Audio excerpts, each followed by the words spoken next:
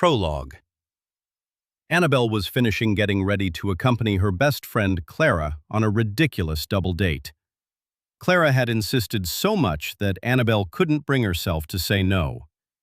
Clara was finally meeting a man she had connected with on a dating app. How silly. According to Clara, the young man in question was attractive and dedicated to his work. At his young age, he already owned several businesses and ventures operating in the city. His younger brother was in a similar position, which made Clara think they were perfect for each other. After being single for so long, it was about time they went out with mature guys. Annabelle, however, wasn't so convinced. She just wanted to get this charade over with as soon as possible and keep a close eye on the intentions of the two men, because something about the whole situation didn't add up. Why would two successful businessmen get involved with girls who were still in college? She figured they wouldn't have much to talk about. A WhatsApp message arrived. It was from Clara, telling her to meet her at the building's entrance. They had lived in the same building since kindergarten, so they had known each other their whole lives. Her friend seemed very excited. She couldn't stop talking about this man, whom she said was a true gentleman. He was attentive and kind, always asking how her day was going and if she needed anything. Annabelle thought all guys were the same and that they were all after the same thing. Just some took longer than others to show it. A car arrived to pick them up. It was one of those extremely expensive ones with the logo of interlocking circles on the front. Two men got out to greet them. They were indeed very handsome and elegant. They extended their hands and introduced themselves as Jake and Matthew. The interior of the car was just as luxurious as the exterior. It was so comfortable that it felt like it was gliding. You couldn't feel any movement on the road, only buildings passing by. They had reservations at one of the best and most well-known restaurants in St. Edward. When they arrived, a bottle of champagne was waiting for them at their table. The restaurant was lovely, but the menu prices made Annabelle a bit anxious about the moment the bill would be split. Matthew, the younger brother, insisted they order whatever they wanted because it was his treat. He argued that their real estate business and import company brought in a lot of money. The import company was growing rapidly and was connected to very powerful people. Clearly thrilled, Clara ordered some very expensive dishes. Annabelle, on the other hand, settled for something more modest because she hated feeling overly indulged, especially by strangers. The conversation was so dull that it bordered on boring. They boasted about their trips to Europe and their properties along the West Coast. They didn't miss the chance to invite the girls to spend a few days at their California home, emphasizing that they knew famous people there. Annabelle pretended to listen attentively to Jake's impressive figures about the real estate market while noticing one of the cooks at the restaurant. He was a tall, thin guy whose face looked familiar. However, she couldn't see him well because he was completely focused on his task and never lifted his face from what he was doing.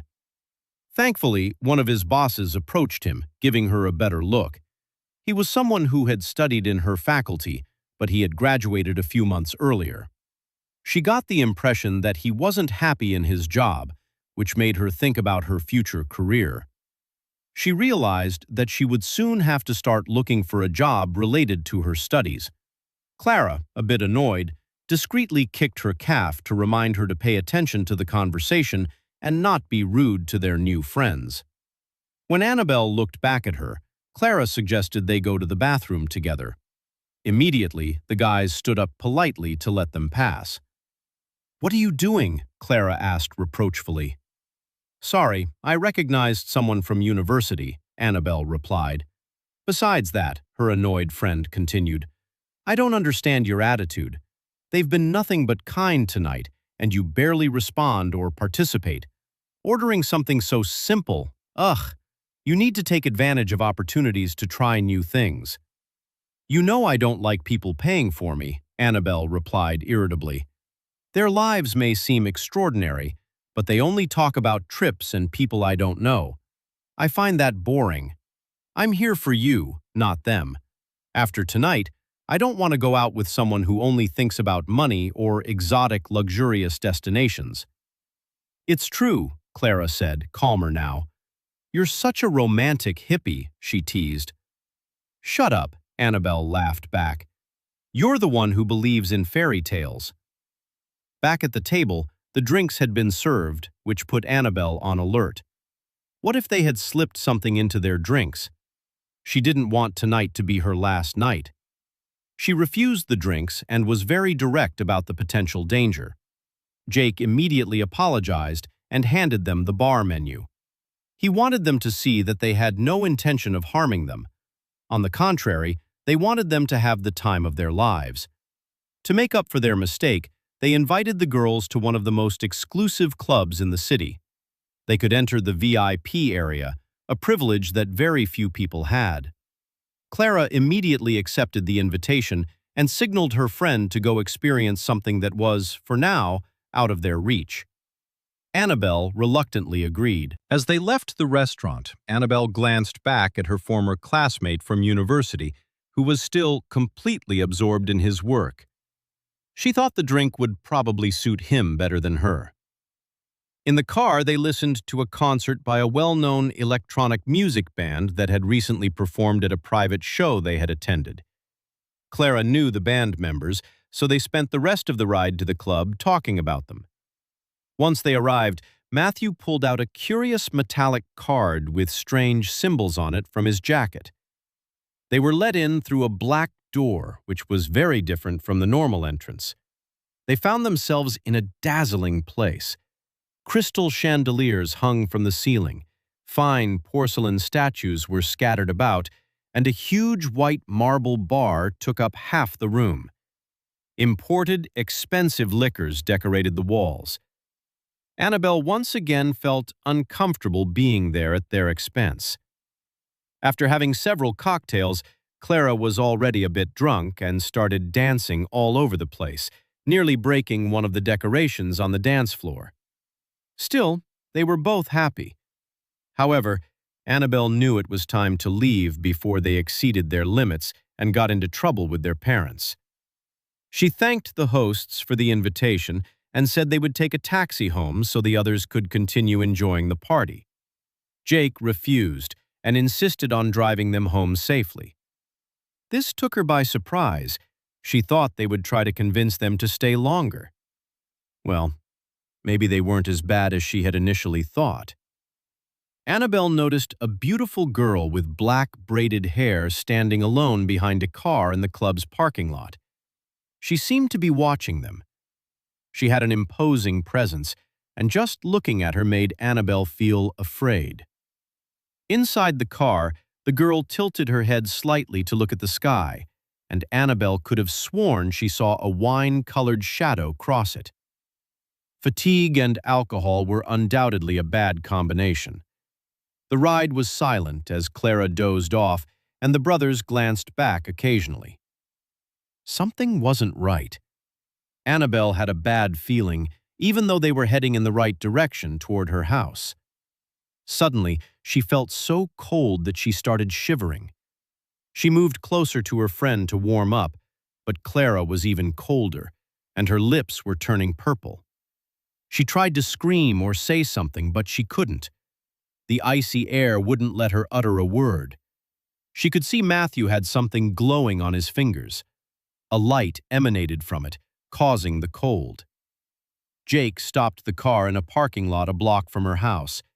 It was very dark, and she felt like she was about to faint at any moment. Clara didn't respond. She remained motionless, her skin covered in frost. The guys got out of the car, took off their jackets, and threw them to the ground. As they did so, their bodies changed.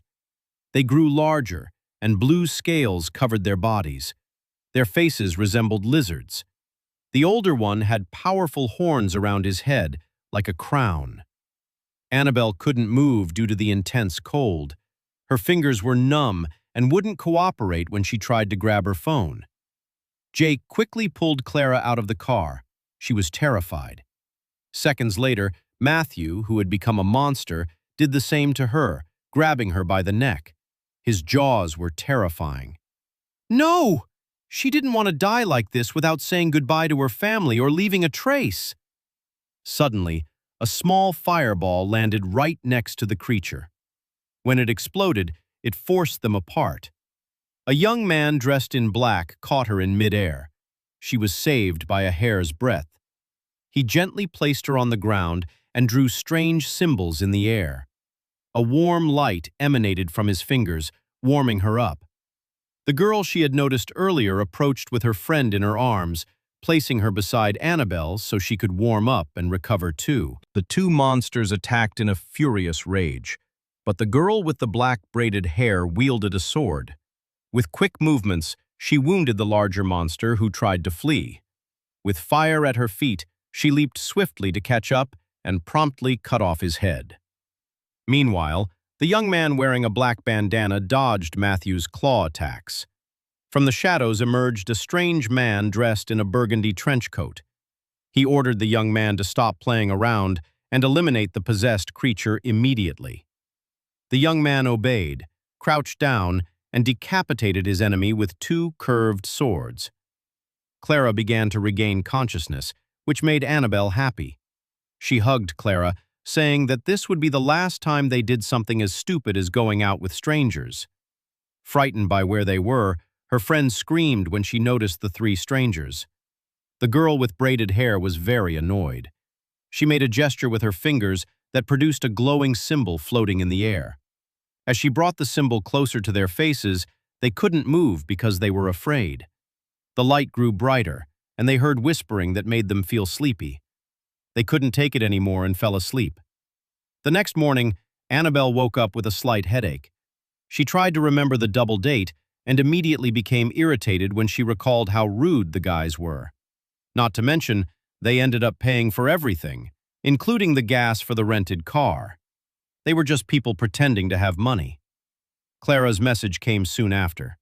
She apologized for the terrible evening and swore she would never use dating apps again.